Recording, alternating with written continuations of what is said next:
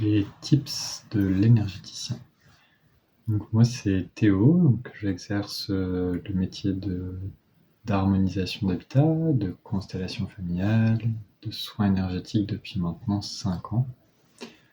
Plus j'avance, plus je découvre qu'il y a juste 2 choses qui sont au cœur du métier.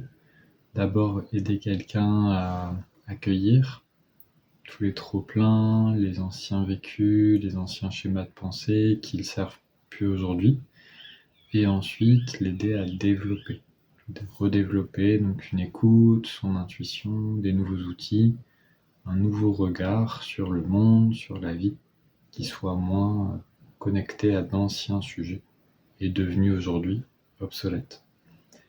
Mon approche, elle est multiple. Pourquoi ? Parce que j'ai observé que certains sujets, en fait, ne peuvent pas se limiter qu'à un seul champ d'expertise.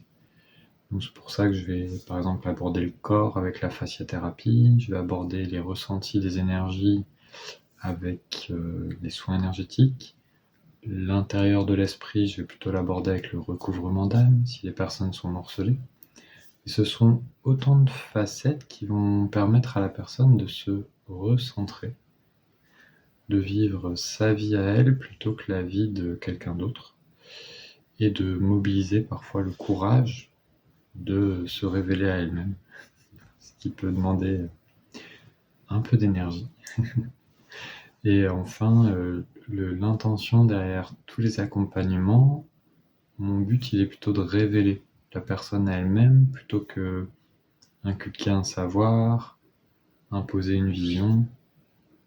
Le but pour moi d'une thérapie, d'un accompagnement, d'une formation, c'est de vous transmettre quelque chose d'humain à humain ou des connaissances intellectuelles pour que vous puissiez mobiliser ces nouvelles ressources au service de ce que vous avez vraiment envie de faire dans cette vie, dans le temps que vous êtes là, ici, présent sur Terre.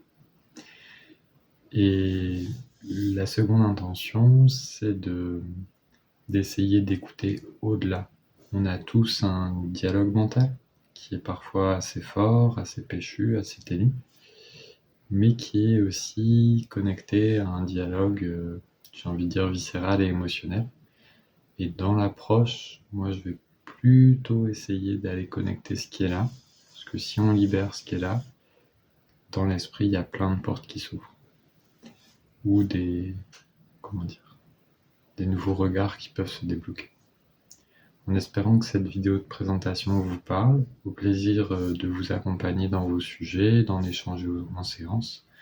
Vous trouverez vraiment toutes les infos sur le site dans lequel j'ai mis beaucoup de soins et de cœur. Voilà, et n'hésitez pas s'il y a besoin à me contacter. Merci.